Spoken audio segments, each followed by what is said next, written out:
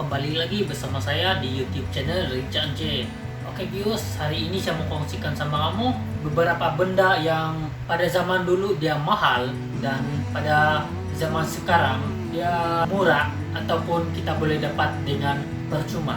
Sebelum saya mulakan video ini, jangan lupa subscribe dulu.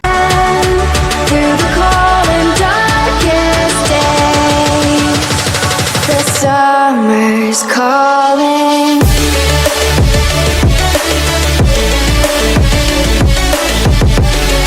Terdapat 5 benda yang dulu mahal tapi kini murah ataupun percuma.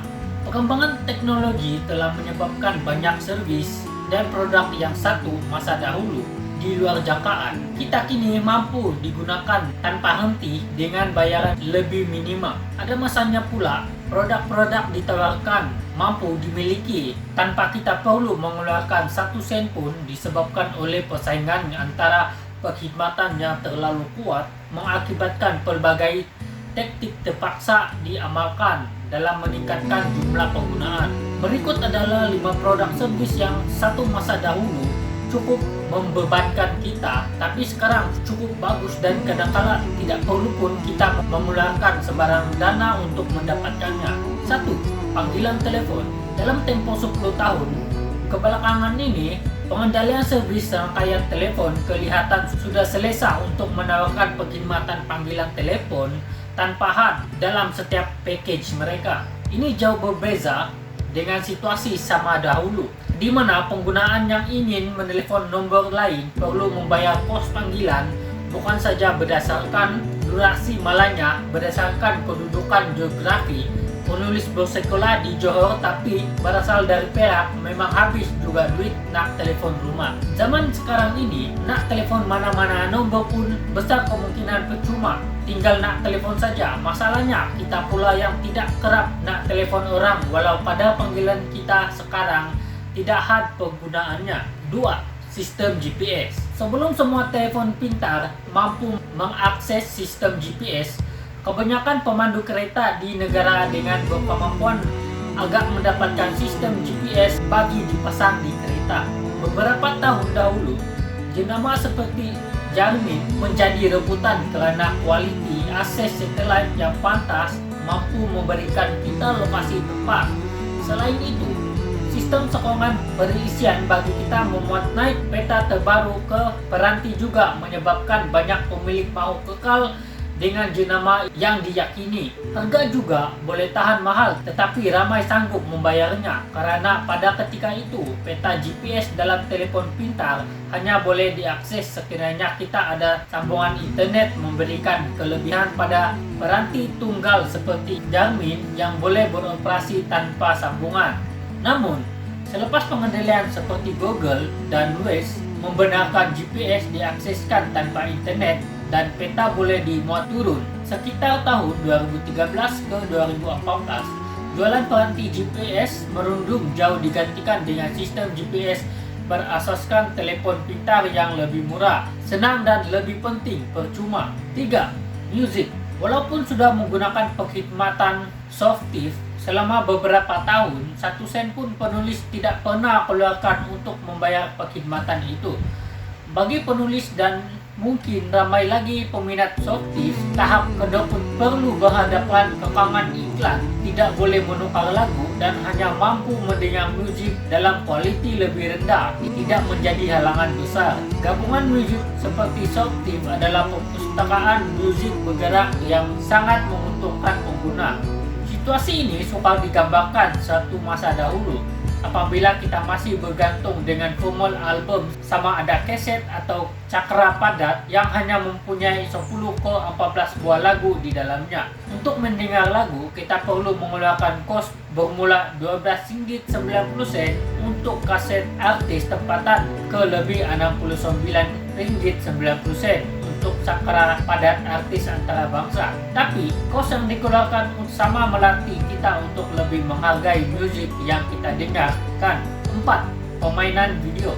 Pada tahun 2021, penulis agak kagum juga apabila melihat masih ada kedai-kedai menjual DVD cetak rompak melibatkan permainan video. Harganya juga masih sama 1 keping DVD RM10 dan jualan yang memerlukan lebih sekeping akan memakan harga lebih tinggi. Ini karena jika ada peminat pemain video, Anda sepatutnya sudah sadar banyak gedung digital dalam talian menawarkan judul-judul yang sudah sedikit berusia pada harga sangat murah. Malah, gedung seperti Epic Game, Humble Bundle, dan Indie Gala mampu memberikan kita judul-judul besar yang populer pada harga minimal ataupun percuma. Judul-judul sudah diterbitkan 2 ke 3 tahun pula ditawarkan pada harga diskaun sehingga dijual serendah Rp20 ke Rp40 yang menyebabkan harga DVD cetak rompak yang masih dijual kelihatan sangat tak realistik. Kos yang dikenakan pada kita sekarang jauh berbeza berbanding satu masa dahulu. Asalkan Anda adalah seorang peminat pemain video di komputer, judul-judul di telepon pintar juga boleh dimuat naik secara percuma untuk Anda bermain bila-bila masa. 5. Berita. Lebih kurang 10 ke 20 tahun dahulu, keberuntungan masyarakat kita kepada surat kabar masih tinggi sebagai sumber berita utama. Namun, kemunculan laman web mula mengubah pengendalian surat kabar sendiri, sehingga kan mereka terpaksa mendigitalkan semua laporan mereka untuk dipaparkan. Walaupun banyak pihak berita buat jualan langganan mereka bagi menggantikan jualan akbar yang merundung, lama-kelamaan sumber yang semakin banyak menyebabkan berita mudah disebarkan ke mana-mana. Kita tidak lagi perlu membayar untuk tahu sesuatu peristiwa, sebaliknya sebaran berlaku secara am. Adalah menjadi sesuatu yang aneh untuk kita membayar iuran langganan sumber berita kegemaran kita sekarang. Apabila banyak sumber lain menawarkannya secara percuma, orang ramai tidak lagi perlu membeli akbar setiap hari untuk tahu tentang sesuatu isu semalam. Karena dengan teknologi sedia ada, kita mampu tahu tentang pelbagai perkara yang terjadi tak sama 2-3 menit. Tak sampai 2-3 menit selepas kejadian itu berlaku free of charge.